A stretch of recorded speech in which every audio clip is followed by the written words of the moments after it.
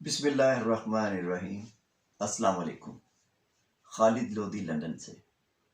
دوستو، یہ وقت جو گزر رہا ہے پورے کرونا وائرس کی لپیٹ میں، بدستور کرونا وائرس کی لپیٹ میں ہے۔ پاکستان پورے کا پورا اس وقت کرونا وائرس کی لپیٹ میں ہے اور وہاں کرونا وائرس اس وقت پیک پر ہے۔ آپ اندازہ کر لیجئے کہ اس دور میں بھی پاکستان کے اندر ہمارے حکمران، ہمارے سیاستدان بلیم گیم کھیل رہے ہیں، جبکہ یہ وقت ان باتوں کا ہرگز نہیں ہے۔ اندازہ کر لیجئے کہ پوری دنیا اس وائرس سے لڑ رہی ہے اور جانیں لوگوں کی ضائع ہو رہی ہیں۔ مت پوچھ کہ دل پر کیا گزری۔ اللہ تعالیٰ کی طرف سے یہ آفت آئی ہے اور اللہ تعالیٰ ہی اس آفت کو ختم کرے گا۔ یقیناً اللہ تعالیٰ یہ آفت ختم کر دے گا۔ پاکستان کے اندر اس وقت لوگ بے احتیاطی سے کام لے رہے ہیں۔ حکومت کا بس کا روگ نہیں رہ گیا کہ لوگوں کو بند کرے، لاک ڈاؤن کرے۔ لوگوں کو خود چاہیے احتیاط کریں، ورنہ بہت نقصان ہوگا۔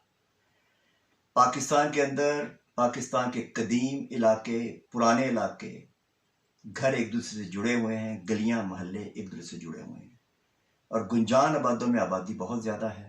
بہت احتیاط کی ضرورت ہے۔ فرق نہیں پڑتا امیروں کو۔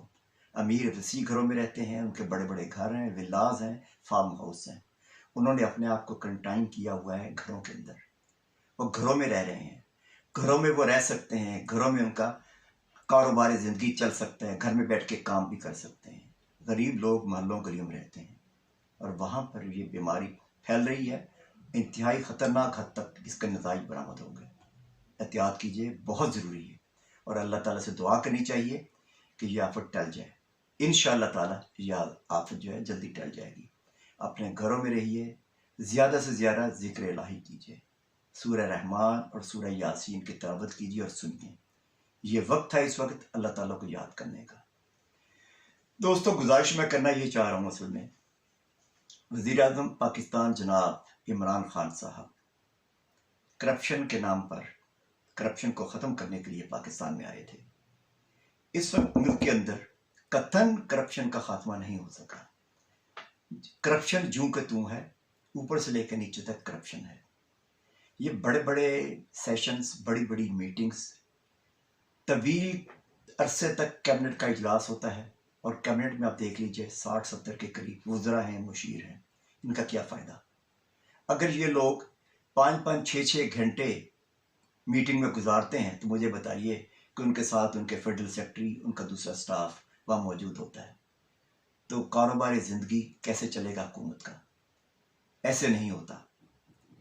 عمران خان صاحب اپنی کیبنٹ کو چھوٹا کیجئے، مشیر ختم کیجئے، خدا کے واسطے اپنی کیبنٹ سے ایسے لوگوں کو نکال دیجئے جو آپ کے لیے بدنامی کا باعث بن رہے ہیں۔ آپ ان کے چنگل میں آ چکے ہیں۔ کہاں شیخ رشید، کہاں بھابڑا بازار، اور کہاں اس کا گھر ایمبیسی روڈ پر، کہاں اس کا فارم ہاؤس؟ میں کچھ نہیں کہنا چاہتا، لوگوں کو پتہ ہے۔ چوری فواد کو دیکھ لیجئے، بابر اعوان کو دیکھ لیجئے۔ ان سے جان چھڑائیں اور پاکستان کی خدمت کے لیے اچھے لوگوں کو آگے لائیں۔ بالکل مختصر کیبنٹ اپ کر لیجئے اپنی۔ بدقسمتی سے پاکستان کے اندر، ہماری سیاسی پارٹی کے اندر جمہوریت نام کی چیز ہی نہیں ہے، اور وہی چیز اب آپ کی پارٹی میں بھی سامنے آ رہی ہے۔ آپ کے لوگوں میں لاوا پک رہا ہے۔ نوجوان آپ سے امید لگا کر بیٹھے ہوئے تھے، لیکن آپ نے ابھی تک کچھ نہیں کیا۔ آپ اندازہ کر لیں کہ آصف علی زرداری، شہباز شریف، نواز شریف، ان لوگوں نے ایک پینی آپ کو نہیں دی۔ لوٹی ہوئی دولت تو اپنی جگہ، پاکستان کے لوگوں کے لیے، ان کی امداد کے لیے بھی ایک پیسہ نہیں دیا۔ میں توقع کرتا ہوں بلاول سے، مریم سے، حمزہ شہباز سے کہ وہ اپنے والدین سے کہیں گے کہ خدا کے لیے اب تو پاکستان کو پیسہ دے دو، لٹائی ہوئی دولت دے دو۔ پاکستان کے اندر صحت کے مواقع نہیں ہیں، غریب مارے جائیں گے، تباہی ہوگی پاکستان کے اندر، معیشت تباہ ہو چکی ہے۔ خدا کے واسطے پاکستان کے اندر پاکستان کے نظام کو بحال کیجیے، ادروائز پاکستان کے اندر بہت بڑا ڈیزاسٹر ہوگا۔ عمران خان صاحب، وقت گزر رہا ہے، تھوڑا سا خیال کیجیے، تھوڑا سا خیال کیجیے۔ خدا حافظ۔